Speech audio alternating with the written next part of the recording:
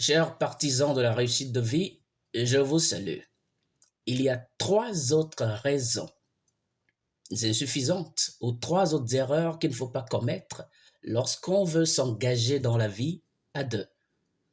La première parmi les trois, c'est qu'on ne s'engage pas dans le mariage parce qu'on veut quitter ses parents. Non. On ne peut pas prendre le fait de vouloir quitter ses parents comme une bonne raison de se précipiter vers le mariage.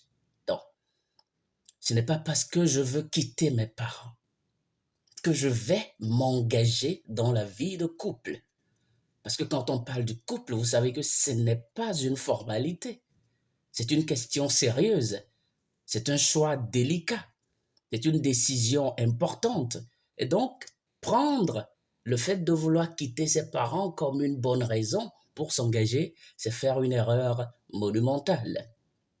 La deuxième erreur, c'est que on ne se met pas en couple ou on ne s'engage pas dans le mariage parce que l'on s'entend bien. Non, ce n'est pas parce que je m'entends bien avec quelqu'un que ça veut dire que lui et moi ou elle et moi, on peut faire un bon mari et une bonne femme.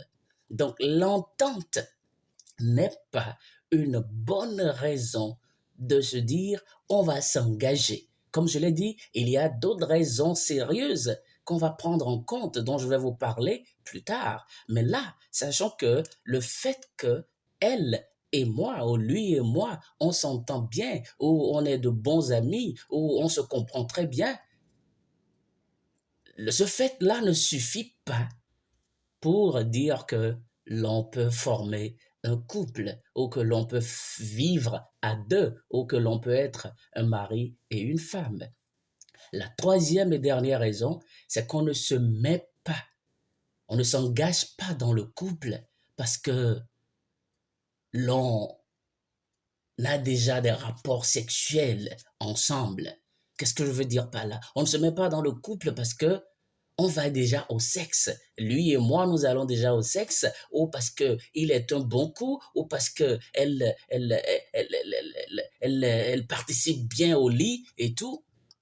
Ces raisons-là sont des raisons pauvres. Ce n'est pas parce que quelqu'un est un bon coup au lit, ou parce que une femme participe bien au lit, ou parce qu'un homme est bien au lit, que ça veut dire, ou parce que on va déjà au sexe ensemble, que ça veut dire qu'on doit faire un couple.